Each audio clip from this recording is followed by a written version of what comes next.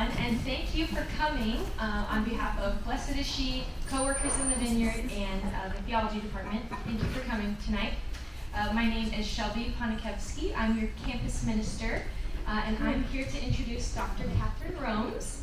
She is the founder of Mighty Is Her Call Incorporated, a ministry that elevates Catholic mothers through retreats, a daily blog, and other resources, and she sometimes serves as an adjunct professor of philosophy here at the University of Dallas.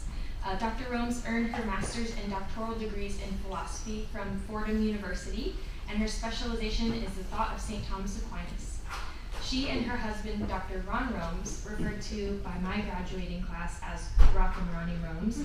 They are currently raising their 6 children while enjoying a several-year stay in Italy. Her talk tonight will be on motherhood, an extraordinary vocation. The talk will explore the spiritual genius of motherhood, the many ways that mothers build, shape, and strengthen society, and how motherhood can be a path to fulfillment and even greatness, and the biblical view of the dignity of motherhood. So please join me in welcoming Dr. Kathryn Rombs.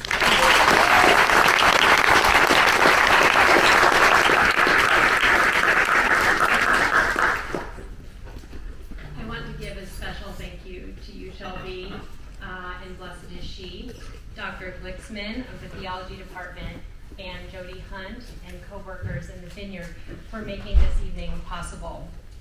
I also want to thank Jacob Rombs in a very special way, because he's the one who came up with this idea and made me come, and probably you're here because you saw his advertising campaign. So thank you, Jacob. And thank you to all of you for being here tonight. I know it takes a lot of effort, work, and time to come to something like this, and it's very meaningful to me that you would come, so thank you so much. To the men in the room, I would like to thank you for coming. I am grateful, for example, to the seminarians here for taking the time to do a deep dive into the topic of motherhood. I pray that it will serve you as you serve mothers in your life and in your careers and vocations. And I also want to extend special recognition to the lay men here among us. I think that you have a very high IQ to be here. How to catch the girl. Go to the motherhood. Or better yet, be seen on the mall carrying the motherhood book. Your teammate walks up to you and says, "Dude, what's up with the motherhood book?" And you respond, "What? It's metaphysics." Of the women in the room, the vast majority of you are likely to be a mother someday. We also have a few women here who are mothers already, both biological and spiritual. I hope that my comments tonight help you sort out some of your varied feelings about motherhood. Maybe you have in your heart longing for a child. I think there are a lot of women here tonight who want to be a mother someday. But maybe you also have some fear, some nervousness. For some of you, maybe even some dread. And for the mothers here, I can say, you might have infatuation, explosive maternal love, oozing adoration, deadly exhaustion, life-threatening fatigue, and for a few, maybe some anger or some disappointment. I want to ask all of the women, how do you see motherhood interfacing with the rest of who you are?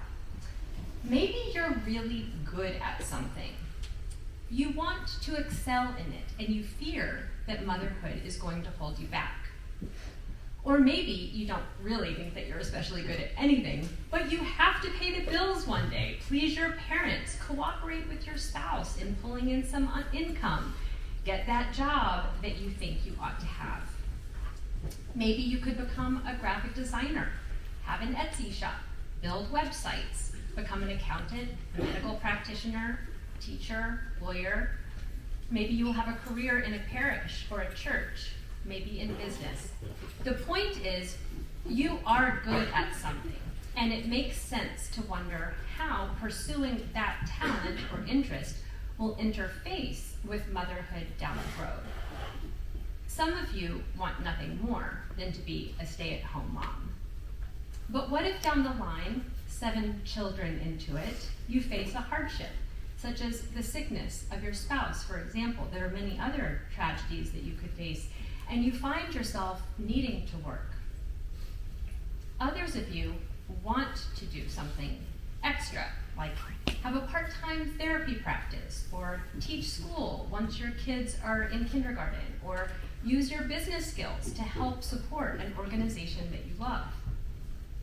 As a side note, I am almost 50 years old, and every single friend of mine, even the die-hard stay-at-home moms, every one of them is either pursuing a second career, a second attempt at education, volunteering, sitting on a board, cultivating an apostolate, or doing something in addition to being a mother. We women may become mothers, but God made us whole human beings, of which a vocation to some form of motherhood plays just a part. So despite the various views and hopes for how motherhood and other interests will interface, there are as many different opinions as there are people in this room. It is a question that pertains to everyone. Now, how does the man in your life, or future man in your life, affect all of this? Maybe you are going to prioritize his career. Maybe he will prioritize yours. My college roommate is now a tenured philosophy professor, and her husband is a stay-at-home dad. They have 8 kids, and they are just awesome. Maybe you will prioritize your husband's career, but he is still interested in you helping with the income. Maybe you're interested in that too. He may also be interested in your personal fulfillment. I'll tell you, the most romantic thing my husband ever said to me was, "I'm going to help your dreams come true." 8 of the most romantic words ever spoken by a man to a woman. My husband, Ron Rombs. You know him and love him, I know you do. He rocks. Okay, but even with all of that, you are still the one who gets pregnant. You can hardly scrape yourself out of bed. You fall asleep at your desk, drooling on your art sketches. You are the one who has to go to the prenatal visits. You have to pretend to exercise. Most importantly, you have to find time to eat. My kids have vivid memories of pregnant me driving off the highway to go through the nearest drive-thru, only to get back on the highway, inhaling my food, only to get off at the very next exit to go through the next drive-thru. It takes a lot of time to eat when you're pregnant. Then there's labor and delivery, and it could be the greatest experience of your life. It was for me 6 of the happiest days of my life. Such days could also be among the most tragic. As a mom who has miscarried twice, I can say that those were some of the biggest, most serious, and significant days of my life.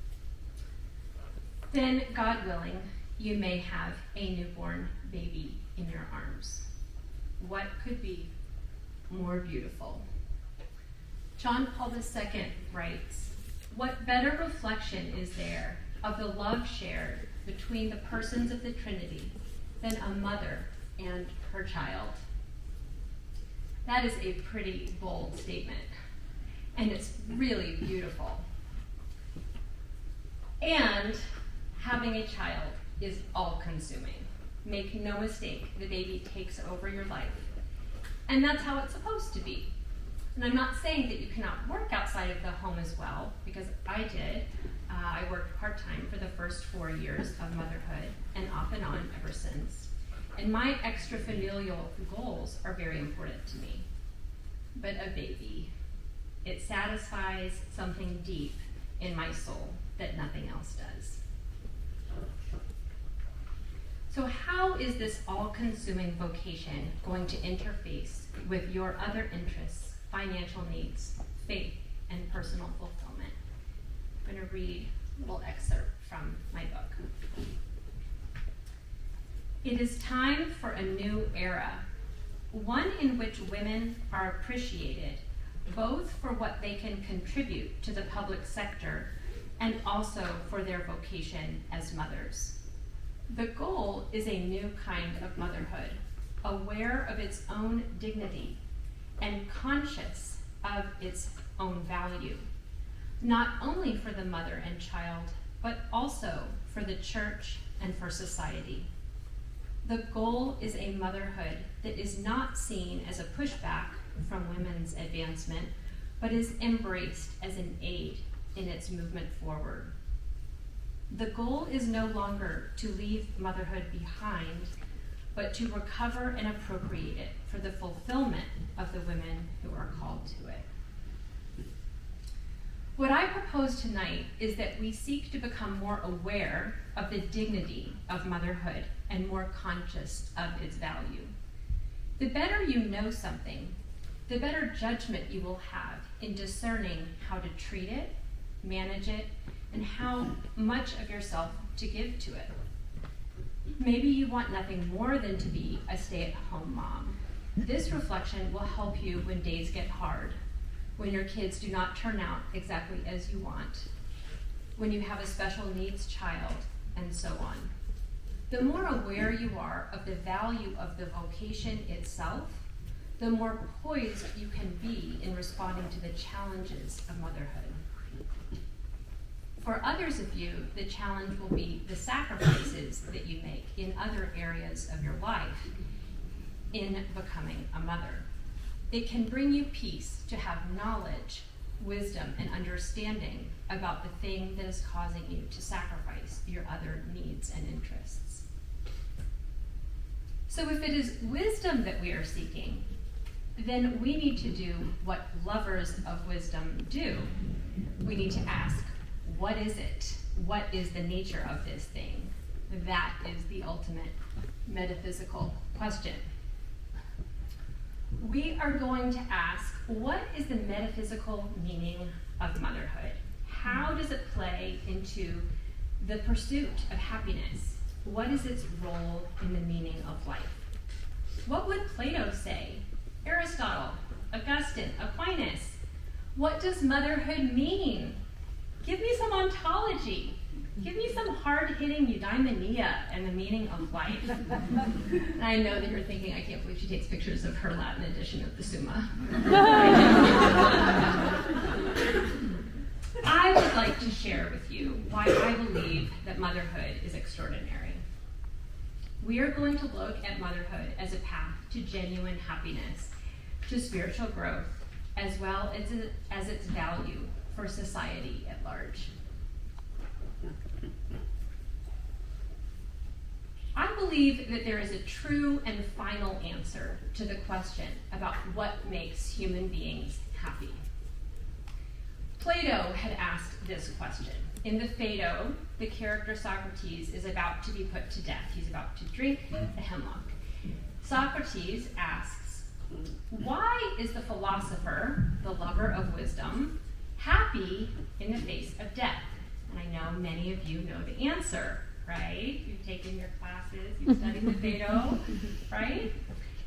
The answer is that the philosopher is happy because he or she has trained for death his whole life. He has detached himself from worldly goods, honors, and comforts. He has detached himself from this world as he has prepared his soul to seek the world of the forms, transcendent truth, divine reality. The immaterial world is far superior to the material world, Plato tells us, and we must live so as to be united for eternity with divine truth. Aristotle answers the same question about what makes us happy a bit differently. Virtue is his answer. This stable, continuous ability to act well, to avoid vicious extremes and seek the virtuous mean, courage, magnanimity, and then the intellectual virtue of wisdom, contemplation, and of course he has such a high estimation of friendship. Aquinas sums all this up by saying that we can achieve two levels of happiness.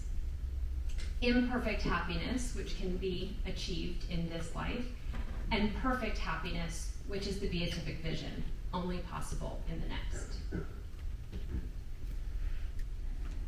Now, when World War I was followed by World War II, even though nations across the world had vowed never to repeat what had happened in the Great War, humanity reeled in mass chaos and confusion.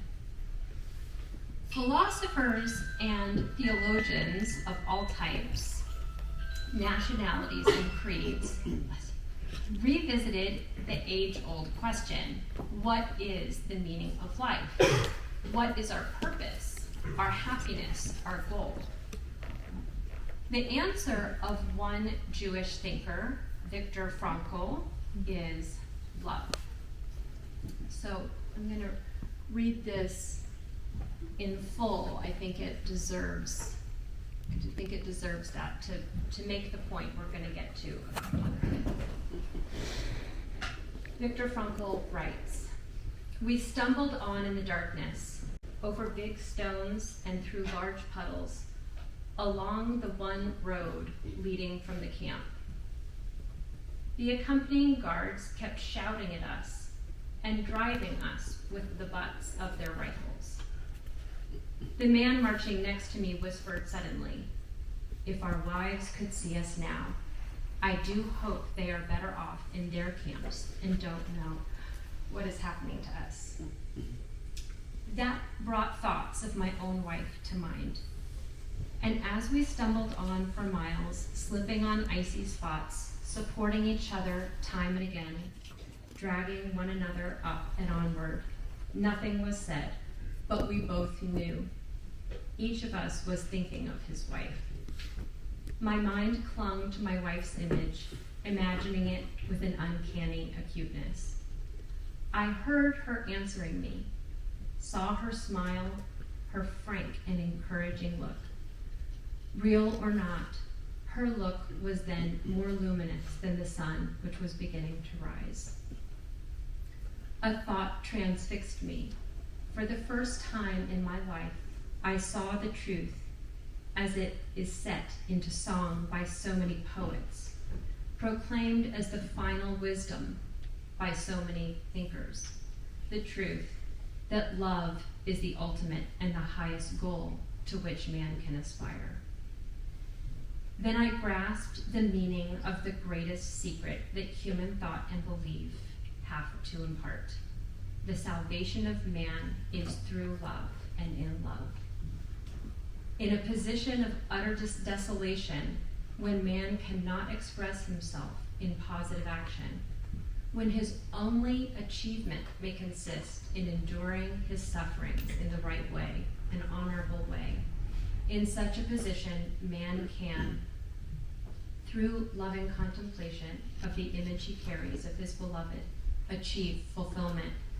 For the first time in my life, I was able to understand the meaning of the words.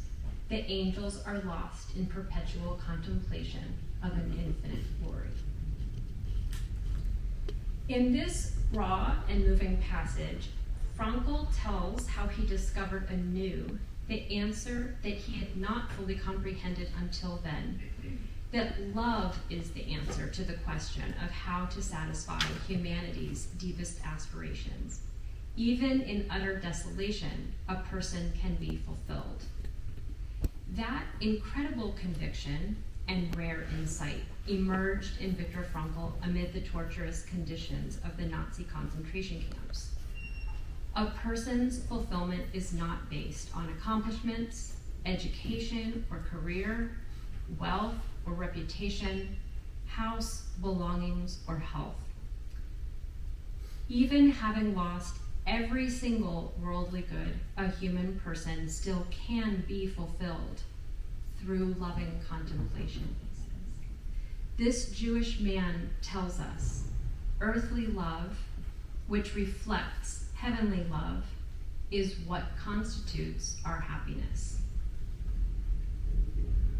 Another great mind coming out of World War II, who was grappling with these same questions, was a Polish man, philosopher, and saint, John Paul II.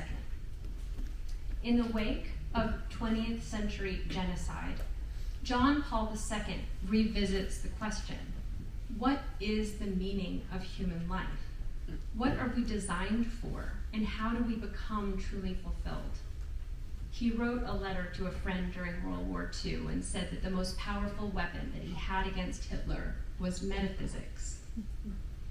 As a philosopher, as well as a theologian, he crafted a biblically based Christian answer to this perennial question of what makes us happy. And while Frankl's answer involved his wife, John Paul II specifies motherhood as one of the ways to become happy. His general answer, which made it into the Vatican II document Gaudium et Spes, is man cannot fully find himself except through a sincere gift of self. John Paul II is saying, make of yourself a gift. Rather than asking, how can people give me what I want, turn the question around and ask, what can I do, given my circumstances, to make myself a gift to others? He calls this the law of the gift. John Paul II does not mean for us to become a subservient slave or a doormat that others walk on. Rather, he is saying, see how Christ made himself a gift for us, surrendering himself out of love on the cross. Find a way, any way, to do that in your own world. Be generous. See what kindness you can share with others. Forgive. Let go of that grudge. That is a first big step in becoming happy. But John Paul II would say, next, find a career, a lifestyle, a vocation that makes of you a gift. Becoming a nun, a priest, consecrated, religious, or missionary. These are ways that people choose a vocation that helps them make themselves a gift for others. The laity can do so as well. In addition to a lifestyle of generosity to those with whom you encounter each day, some jobs themselves, such as those of educators, medical and mental health professionals, certain kinds of lawyers, various service providers, are directly oriented to the good of others. For many or most people, honestly, holding down any job and supporting your family is in itself a supreme act of love. What about familial vocations? John Paul II reflects specifically on motherhood. He says, motherhood is the fruit of the marriage union of a man and a woman that brings about, on the woman's part, a special gift of self. Motherhood is a very special vocation marked by self-surrender and self-donation. Motherhood, he stresses, has an essential link to the sincere gift of self, since being open to conceiving a child and bringing it into the world constitutes a special moment in the mutual self-giving of the woman and the man. He writes, although both of them together are parents of the child, the woman's motherhood constitutes a special part in this shared parenthood, and the most demanding part. Parenthood, even though it belongs to both, is realized much more fully in the woman, especially in the prenatal period.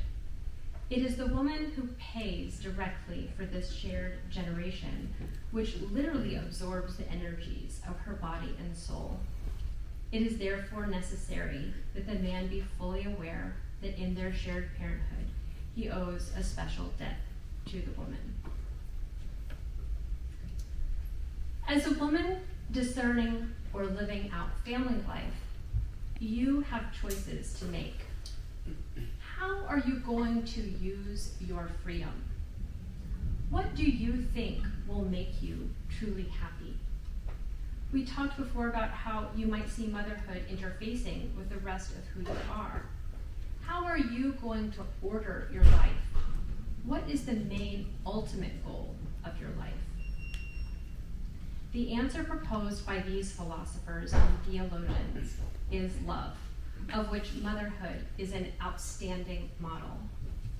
Is it possible that you would make the radical choice for a life of love, a life of giving yourself as a gift to other people? Motherhood can satisfy our deepest yearnings for lasting love and can be the crowning jewel of our lives. Motherhood is a special way of making oneself a gift, open to new life and participating in a unique way in the procreation of new human beings. Motherhood is not antiquated.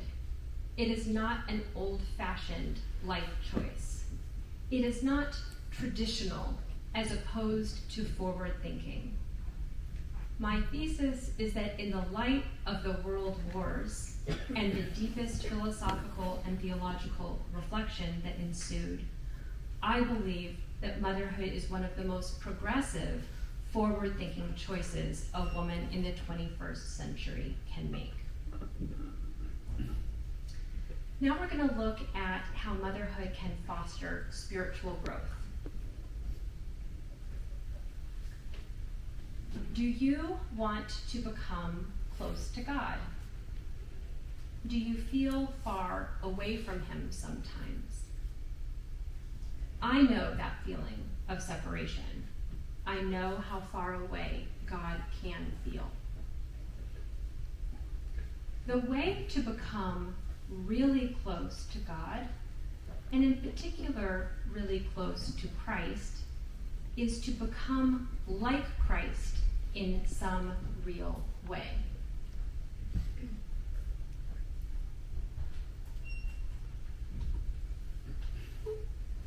That wasn't really it. Oh. Okay. Saint Francis and Saint Clare of Assisi gave away all of their possessions and embraced poverty. They loved Lady Poverty because she would take them to Jesus and make them close to Him. Dominicans, that I know, I spend a lot of time with Dominicans now. I'm studying at the Angelicum in Rome, and I'm with Dominicans every day. And I love our beloved Dominicans here as well. And Dominicans love to teach and to preach. And they study theology in preparation for this teaching and preaching, and they love it. Why do they do this? Because Christ is the teacher and the preacher. Becoming like Christ, even in just one special way, makes you close to Him. Motherhood is like that. It's a way that you can become like Christ in two particular ways. First, motherhood has as its very structure a pattern of self-donation, of self-surrender. I'm going to read another little passage here. If you examine mothers of any species, you will see that it is the signature of motherhood to be emptied for her young. A mare will soon deliver her colt. The mare is heavy, swollen, and slow in her gait. She has lost her agility. Her freedom to explore and follow her natural curiosity has waned. When she lies down in a pasture, she pants and rolls her eyes back as she labors to deliver her offspring. While she is expecting and then tending to her newborn colt, her life as she knew it is to a large extent suspended, and her whole being, her instincts, her hormones, her entire body, down to every cell, her proto-intelligence, her intuition, and whatever kind of spiritual dimension she, as a horse, has, funnels its resources into forming her young. The human mother has the extraordinary opportunity to see in this self-emptying a profound spiritual significance. Motherhood, in most cases, is a matter of being emptied of one's original life, physical abilities, and way of conducting oneself in one's environment. As a biological mother grows in girth, she is diminished in her capacity to live life normally. She sets aside her life as it was, whether by instinct or by an act of the will or both, to do this monumental thing, which is the participation in the creation of new life. The vocation of a mother has this as its essence, being set aside or emptied for the sake of new life to emerge. To me, this is a reflection of Christ on the cross, who surrendered himself out of love for others. I believe that the template of motherhood is fashioned in that image. I'd also like to make a special plug for Open to Life Motherhood. Open to Life Motherhood is all the more in the image of Christ in this sense of self-surrender. It is a more complete emptying out of oneself, in my opinion. In Greek, this is kenosis. The mother has as her signature this emptying out of herself, as exemplified by Christ on the cross. So the second way that motherhood is like Christ is in it being Eucharistic. What vocation has stronger Eucharistic undertones than motherhood? Ours is the only vocation that, by virtue of the vocation itself, we nourish others with our body and our blood. I have had a blog for 11 years that is called Eucharistic Motherhood. I'm just totally taken by this reality that mothers have this privilege of sharing in such a faint but real way in the Eucharist of Christ. So thirdly, we're going to move on to this, the last topic, which is the cultural impact that mothers can have. I will try to be brief. Not only can motherhood help you achieve genuine happiness, and not only can it foster your intimacy with Christ, but it is also extraordinary in its cultural significance.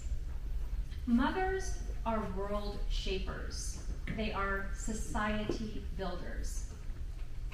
The church coined the term, Paul VI, building a civilization of love. And mothers, according to Paul VI, have an essential part to play in this enterprise.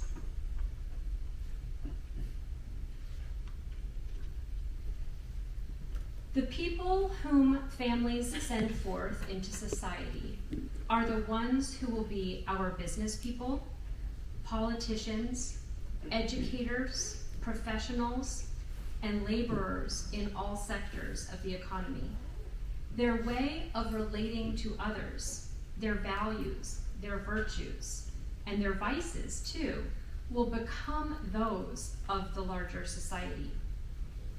The Catholic Church reminds us that it is in the family where a mother's influence is deeply felt that a way of relating that is loving, recognizing others as persons worthy of love, is learned. Only if the family takes up this task with intentionality will the building of the civilization of love truly begin.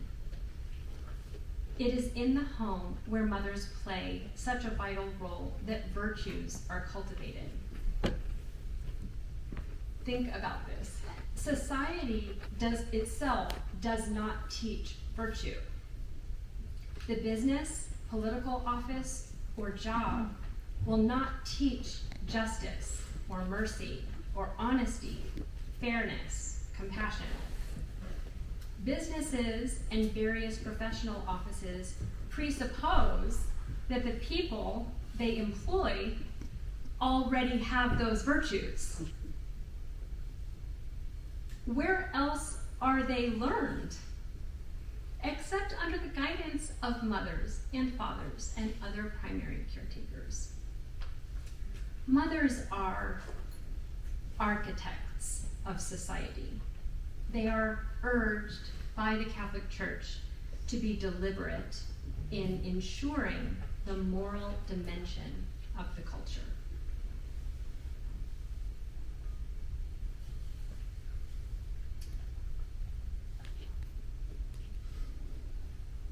John Paul II sums this up when he says, "Humanity passes by way of the family."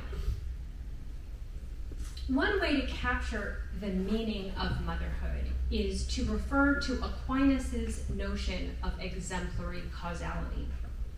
There are many causes, multiple causes, 4 causes, in the Aristotelian tradition, as you know, and Aquinas describes the exemplary cause in particular. If a house builder wants to build a house, he or she first needs to envision the design of the house. The image in the builder's mind, spelled out in blueprints, but it's originally in the mind, is a kind of a cause. Without it, no house will be built. A mother is like a house builder, but for society. She has the chance to imagine what she wants society to be like. Maybe it needs a little more compassion, more justice, more Christian faith.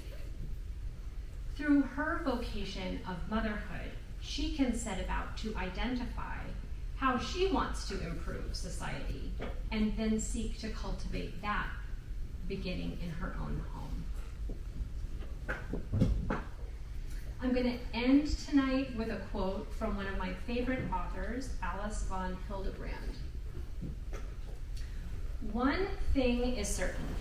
When the time has come, nothing which is man-made will subsist. One day, all human accomplishments will be reduced to a pile of ashes. But every single child to whom a woman has given birth will live forever. For he has been given an immortal soul made to God's image and likeness." Motherhood is important to society and to the metaphysical structure of the whole world. I believe that the world needs mothers who love being mothers and who are aware of its dignity and are conscious of its value. I would like to see a new era of our society, one in which we really prioritize motherhood. And most of all, I hope that you will fulfill your potential and become truly happy and spiritually grounded as you bear a clear reflection of Christ in whatever you do. So a lot of people ask me what books I would recommend that they read on this topic or anything related. And I think there are 2 absolute must-reads. I would not attempt Open to Life Catholic Motherhood without these 2 books. And they don't really talk about openness to life per se, but it's just such an intense life, openness to life. I mean, for me it has been. Maybe some people it doesn't impact them so much, but for me it has been this all-consuming thing that I didn't know was coming because I'm a convert. And I became Catholic, and then I met a cute guy with lost in the theology department. Married so quickly. Oh my gosh. And then I was like, whoa, what? You got a what? You can't do what? Like, I had no idea what was going on. I just hadn't really gone there in my head. And it totally changed my whole adult life. Like, it's a really big deal, this teaching, Humanae Vitae. Wow. So I would just really recommend that you read these books. They're very grounding, John Paul II is he's such a champion for the laity. He's such a champion for women and such a champion for mothers. I just love him so much. That book is probably why I became Catholic. I mean, one of them. I met multiple reasons why I became Catholic, but that was a biggie. And just a quick word about my book, Motherhood, An Extraordinary Vocation. It took me 10 years to write. Purpose is to unveil the dignity of the mother, what is so extraordinary about it. And it can support, it's written for adults, like full-on mothers of 10, reminding her of the value of her vocation. And it can also serve those discerning motherhood for their future. So it really is written for two audiences. So it's good for you and for your mom, or the mom in your life.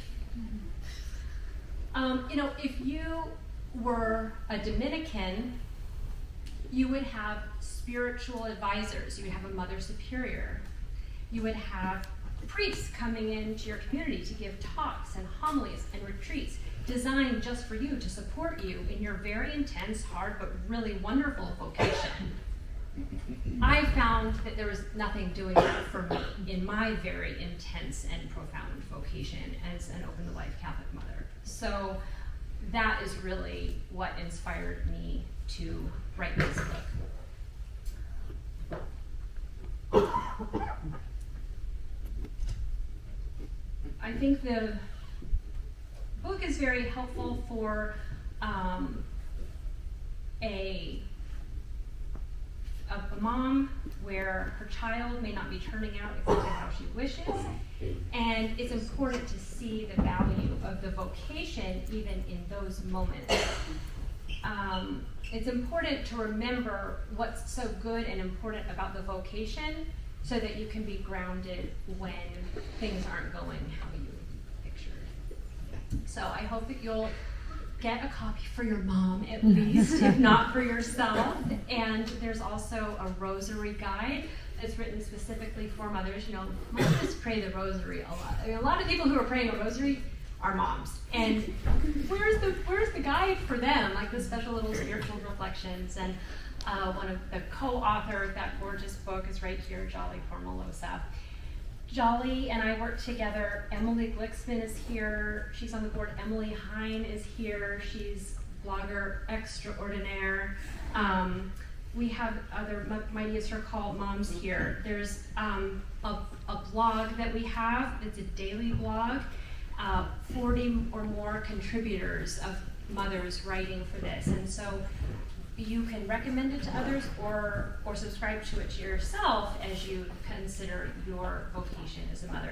All of the things on the table are about 25% off, so that's just for tonight, just as a gift to you guys. So I just want to thank you so much for coming tonight, and I'll be happy to answer any questions after we break if you want to come up here. So.